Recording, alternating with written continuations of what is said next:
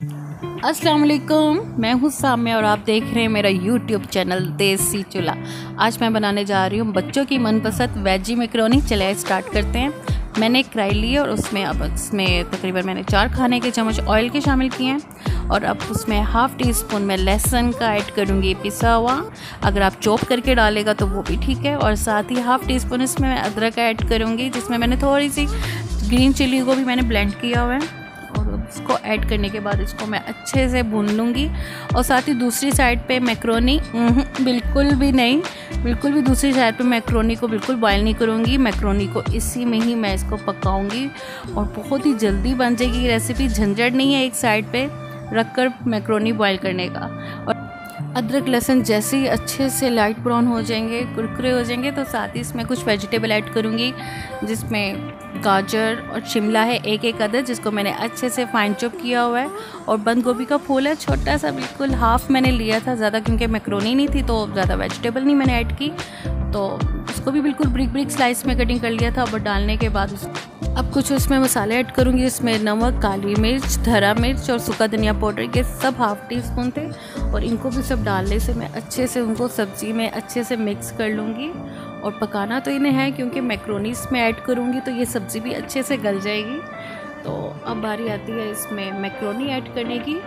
मेरे पास तकरीबन 1 पाव मैक्रोनी थी, तो 1 पाव मैक्रोनी ऐड करूँगी और उसको भी अच्छे से सब्ज़ियों में अच्छे से मिक्स कर लूँगी। और आंच भी मेरी हल्की थी, इसमें मैंने तेज़ आग नहीं की थी क्योंकि सब्जियों को भी अच्छे से पकाना था, चाहे वो पानी छोड़े कोई मसला नहीं था। तो जैसे ही मैंने उसको अच्छे से मैक्रोनी को सब्ज़ी में मिक्स किया तो तकरीबन 2 गिलास पानी के मैं भरकर इसमें डालूँगी, क्योंकि मैक्रोनी को पकाना था। बड़ी मज़े की बनेगी, जैसे बिल्कुल क्रीमी नहीं होता वैसी बनेगी आपकी मैक्रोनी।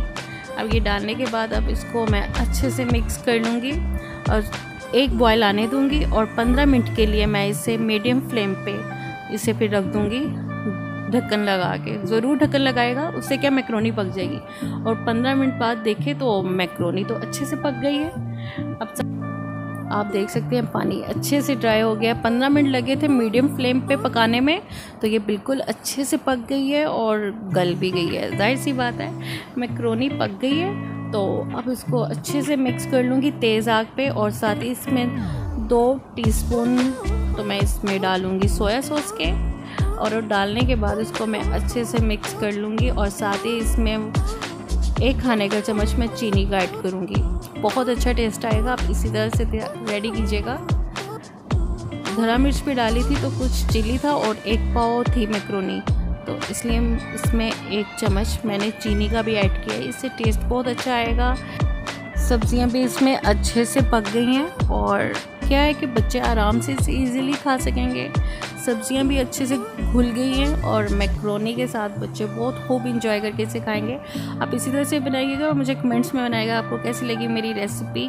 मेरे चैनल को लाइक ज़रूर कीजिएगा और सब्सक्राइब भी कीजिएगा। बेल आइकन बटन उसको भी ज़रूर दबाइएगा ताकि आपको मेरी वीडियो मिलती रहे। मुझे इजाज़त दीजिए। टेक केयर, अल्लाह हाफिज़।